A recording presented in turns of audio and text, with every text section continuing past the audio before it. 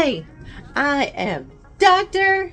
Jasmine Zinck, and I come to you so humbly because from September 11th, 2019, when I stepped into the Mission of Hope, I had no idea what to expect.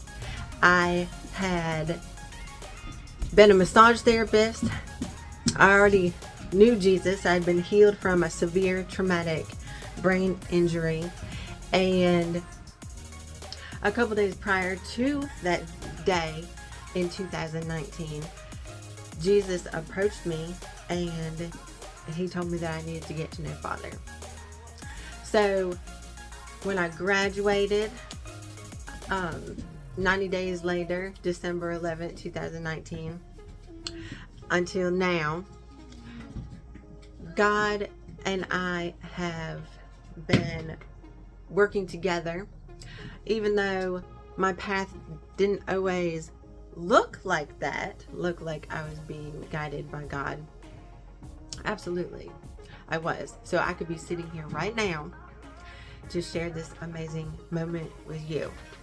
And the way that I became a doctor and PhD for spiritual healing. And it's through the understanding of what it took to heal being left for dead for 3 days, in the hospital for 3 days, being let out on the 4th, with a neuroscientist in shock because he didn't have to drill and take pressure off. My fracture was healed into a cross, and my 3 parts of my brain that were bleeding were now a bruise. My temporal lobe wasn't bruised anymore. So that's the power of the infinite universal energy source, God. And that's the power of tapping in during meditation. So I wanted to read some of my research to y'all because of the fact that these statistics are so surreal to me. The more research that I did, I realized the path that God had me on, because it doesn't matter if you're in an abusive relationship, which the statistics for that is 1 out of 3 women that are in a partnership receive traumatic brain injury, and that's just the documented ones, and that's in the United States. Then the ones that have car accidents, the sports, any time it's an accident and you get a concussion, that could lead to severe symptoms months, even years later. And a lot of this is being misdiagnosed. So I wanted to read to you, starting with the Epilepsy Foundation had shared statistics that 25 to 40% of people had a seizure after a traumatic brain injury went into remission after initial treatment. What this is actually saying is that 60 to 75% of people who experience severe traumatic brain injury continue to have seizures that turn into epilepsy after initial treatment. And that is the moderate traumatic brain injury. I wanted to share, like I had said, so much of this has been misdiagnosed. Traumatic brain injuries from mild to severe mostly occur in the frontal and temporal areas of the brain. Under a decade of research has shocked not only neuroscientists who have studied concussions and the lasting effects, but also the traumatic brain injury symptoms that come to the mind's surface months later are most times falsely diagnosed as multiple personality disorders and other mental conditions. And that is the domestic violence improved data needed to identify the prevalence of brain injuries among victims from the United States Government Accountability Office report to Congressional Committee. and that was just last year. These misdiagnosed or underlying symptoms could be OCD, ADD, constant worrying, anger, short-tempered, impulsivity, or seizures, like I had brought up at the beginning of all of this. Depression, lethargy, sloth, laziness. There is so much more that goes along with this. Anything that is less than perfect, whole, and complete, which is being in the presence of God. Depression, anxiety, stress causes 90% of disease. So anything that you're adding on in your subconscious mind as a list of this is who I am, don't take ownership of any of those. Nullify anything that is less than peaceful, love, and pure. And let me tell you why. Because the traumatic brain injury affecting specifically the superior parietal cortex. And this is the power center of the body, which is here in the throat. Okay? The majority of survivors do not know how to put into words what is going on in their mind or in their body, because their perception and self-confidence has been recalibrated.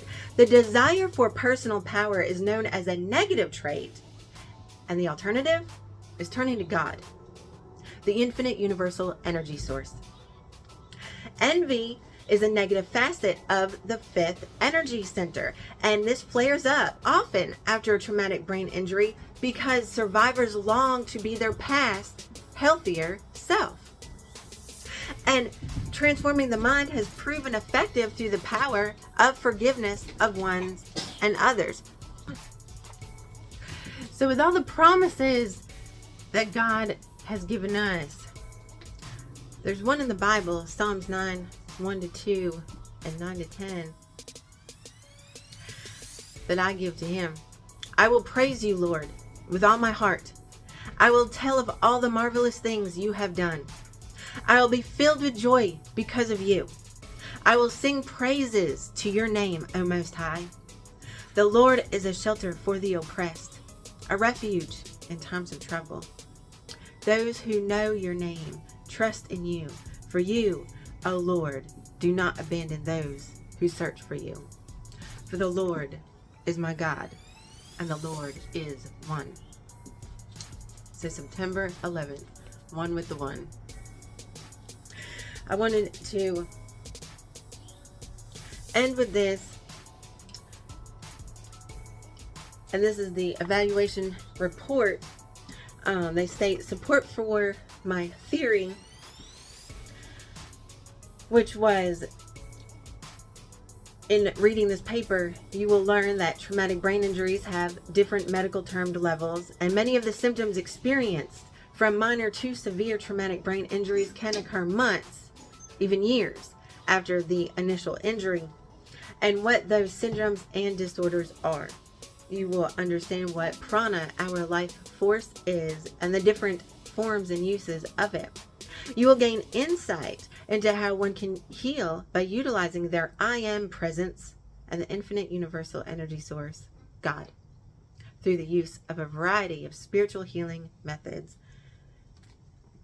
You will conclude that when the microcosm of the mind and body are healed, the macrocosm of the mind and body are healed and healthy as well.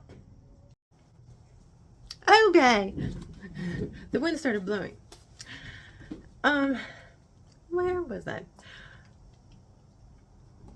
You will conclude that when the microcosm of the mind and body are healed, the macrocosm of the mind and body are healed and healthy as well. And this healing begins with God and ends with God. So they're saying that I supported that theory by writing, traumatic brain injury occurs due to sudden external physical force, which is a form of prana, which is energy, resulting in damage to the brain. Traumatic brain injury can lead to persistent brain activity disruptions and lifestyle adjustments that impact psychological well-being. There are many challenges one faces during the recovery from traumatic brain injury. Both quantitative and qualitative research indicate that spirituality can play a positive role in traumatic brain injury recovery, enhancing the overall quality of life and mental health. And that is from a research perspective of the role of spirituality in identity formation and personal recovery from TBI, a qualitative analysis through the personal experiences of survivors, neuropsychology rehabilitation. In the discussion, the following excerpt is an excellent example of how you can use the information research for the review to uphold your paper's objective. You write, a growing popular ancient practice used to transform energy is meditation. Because through meditation, we're united, deeply united with the author of transformation, God, through the Spirit of Truth given to us by Jesus Christ. This practice exhibited successful results by, I had case studies from these people, and later I want to talk more about my findings. So definitely like and subscribe if you want to know more and grow with me on this channel. And as I do bigger projects, because I want this to become a wellness center, a Focused Victory Wellness Center. So that's where God is guiding me. So there was Melissa, Healy, Sergeant Andy, Ranger Dusty Baxley, Stan and Evelyn, and they all were different people, different walks of life, different reasons for their traumatic brain injuries, but they all came to the same conclusion among other neuroplasticity researchers and scientists and medical doctors. Meditation is called a practice because with frequent sessions of meditation, the more skilled you'll become at transforming the mind. The neuroscientist Richard J. Davidson of the University of Wisconsin-Madison and the Weizmann Laboratory for Brain Imaging and Behavior has studied the phenomenon and wrote, "It is now widely accepted that the brain is an organ designed to change in response to experience and in response to training. Small segments of spiritual meditation practice scheduled throughout the day can significantly transform the brain. Regular meditation practice throughout the day is a really powerful way to promote enduring change in the brain." And that's our computer. The brain is our control center, and it's something that is the least talked about. So anytime someone has a problem, they're going to where they're having that problem. Go to the root of the problem, the control center. So that's why it's so important to change the way of your thinking, especially for your subconscious mind. So consciously change your subconscious mind so you can transform your entire life. And the neuroplasticity research showed that affirmative meditation showed the same results as visualization meditation as far as doing that. And in the Bible, I want to leave you with this, because Jesus is my teacher. Jesus is the Savior. So we can be united in meditation with God. And Jesus says, He cuts off every branch in me that bears no fruit, while every branch that does bear fruit, He prunes so that it will be even more fruitful. And that's in John 15:2. When you prune a branch, it then grows more branches and fruit. And that's the same thing that is found in the brain. When one path is damaged or pruned, and a person contemplates God or meditates, an extreme amount of dendrites, which resemble branches, as you can see, grow at an extreme rate, and neurotransmitters rapidly fire more steadily, increasing memory, increasing awareness, not just your physical 5 senses, but your spiritual senses as well.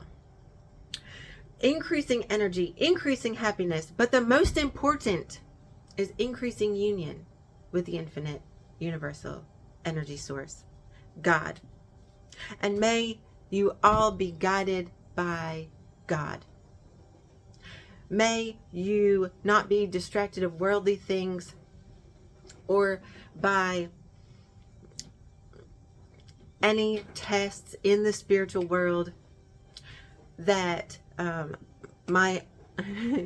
founder of my college, University of Metaphysics and University of Sedona, Dr. Leon Masters, he said, don't get distracted by tourist traps.